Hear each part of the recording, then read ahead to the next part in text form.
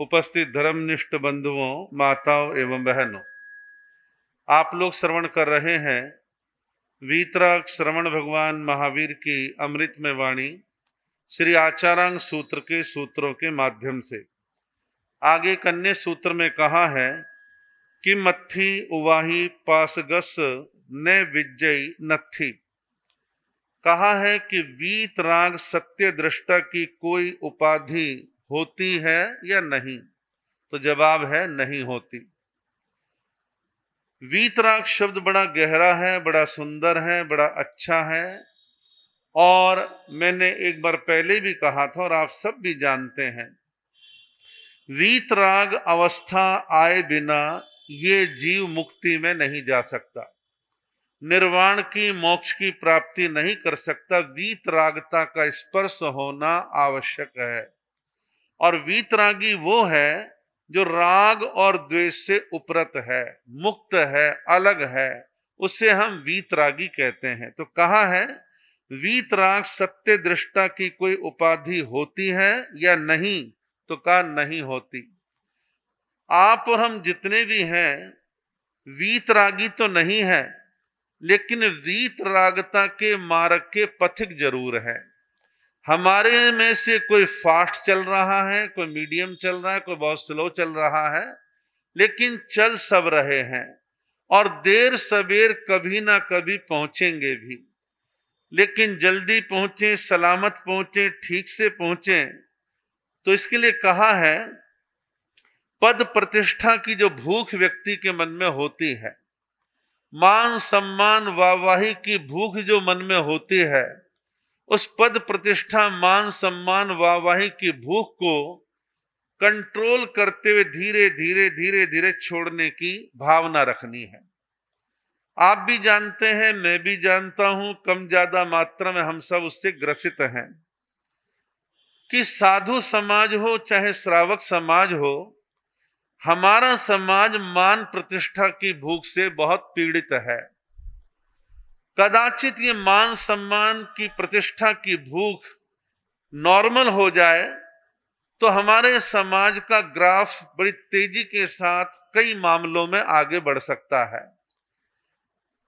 हम शायद बहुत सारी दूसरी चीजों पर जोर देते हैं, मान प्रतिष्ठा कहो, अहम कहो से घटाने के मामले में बहुत कम ध्यान है लोगों का और उपदेष्टा लोग भी बहुत ज्यादा प्रेशर नहीं देते। उपदेश दिया, बात खत्म।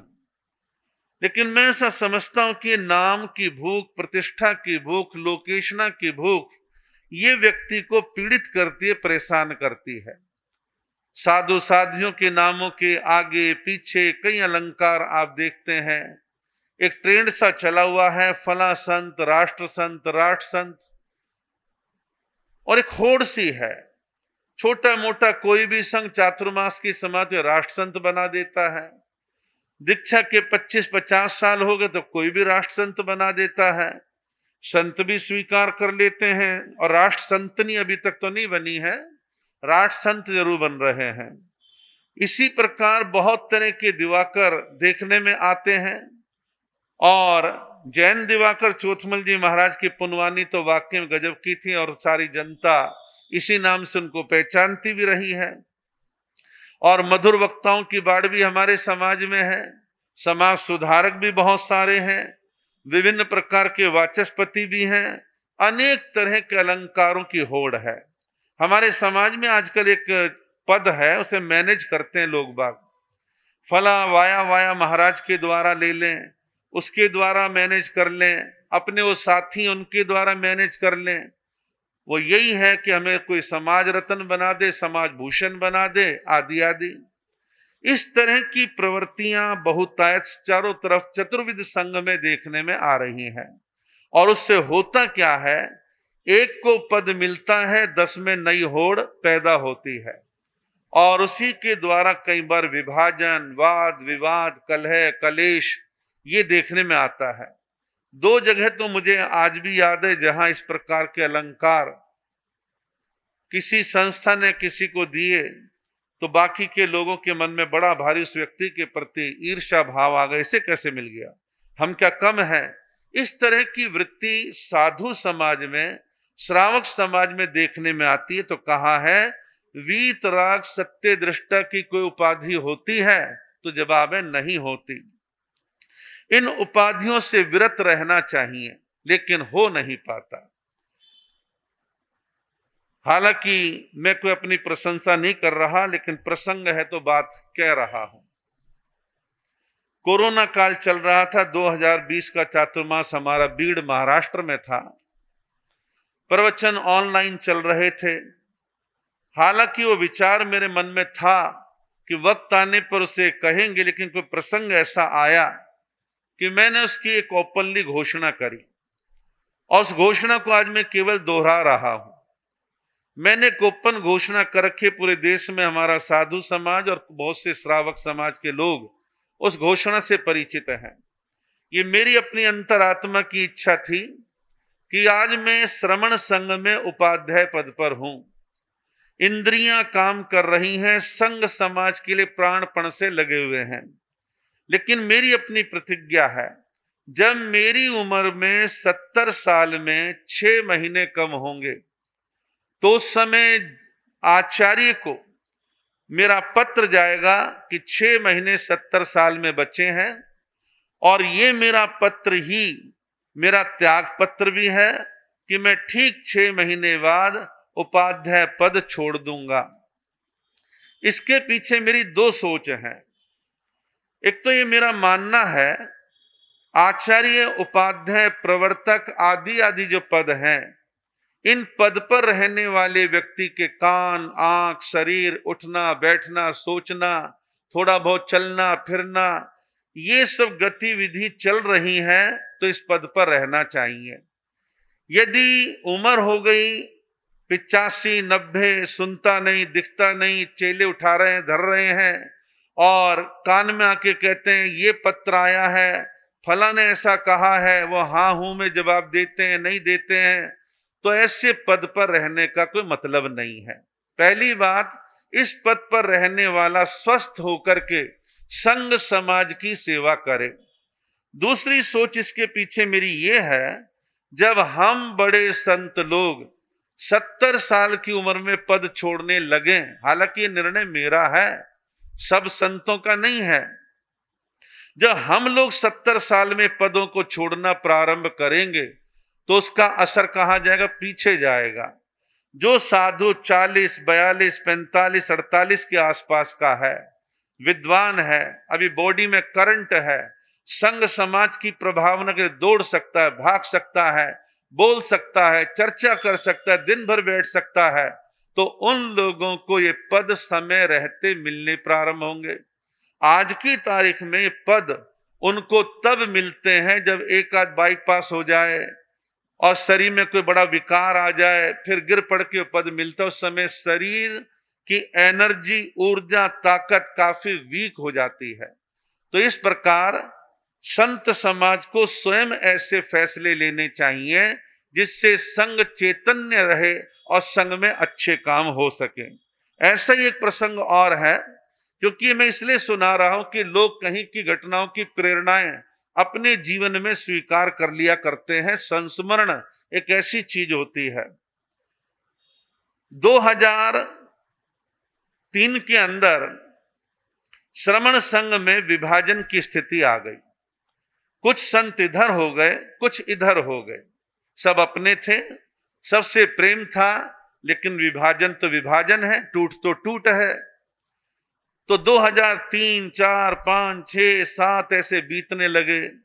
दोबारा से संघ एकता के लिए विभिन्न प्रकार के फार्मूले आने लगे, कई तरह के प्रस्ताव आने लगे।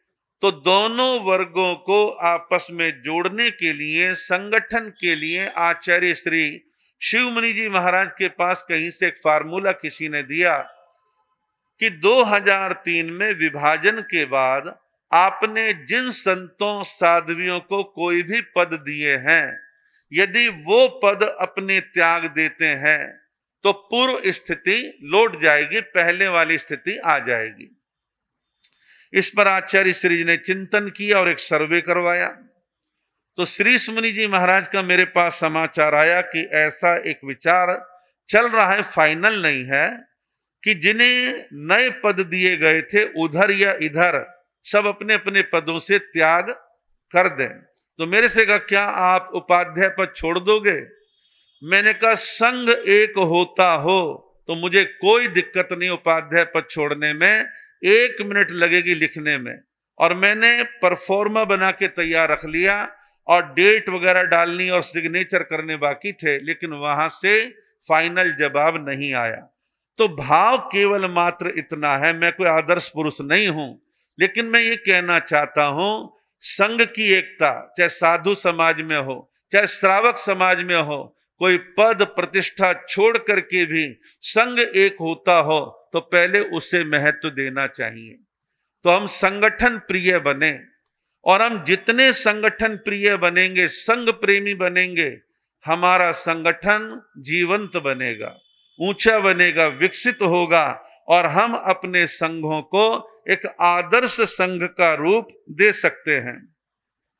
एक सूत्र कह के अपनी बात को पूरा कर रहा हूं।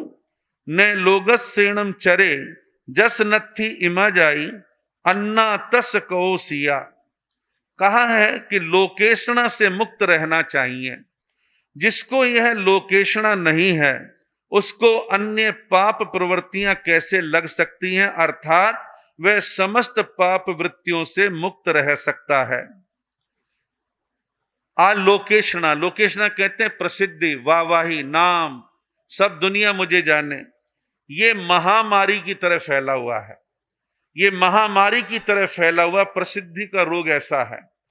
कल मैंने एक व्हाट्सएप पर डिजाइन देखा, और डिजाइन का जो आकार होता है, आधे में मैसेज और आधे में नाम, आधे में मैसेज आधे में नाम, और बहुत बड़ी संस्था है, खाली नीचे उस संस्था का नाम आ जाता, मैटर थोड़ा मोटे अक्षरों में खुला खुला होता तो सबका ध्यान भी जाता। इतने नाम भर रखे हैं जैसे नाम अमर हो जाएगा। और नाम की भूख, प्रसिद्धि की भूख आज चतुर्विध संघ को पागल बना रही है, और लोग अंधी दौड़ में लगे हुए हैं। और ऐसे ऐसे लोग हैं, उन्हें अपने पद का कर्तव्य पता नहीं, समय नहीं, कोई सहयोग नहीं, बस पद मिल जाए, पद मिल जाए, एक नियुक्ति पत्र मिल जाए। इस प्रकार की मनोवृत्ति अच्छी नहीं है। कई बार मैं देखता हूं साधु साध्वियां वाहवाही लोकेशना के लिए सच्चे झूठे चमत्कार, लोगों में विभिन्न प्रकार का प्रदर्शन, ग्रह शांति के कल्पित उपाय, ना जाने क्या क्या हथकंडे अपनाते हैं। मैं समझता हूं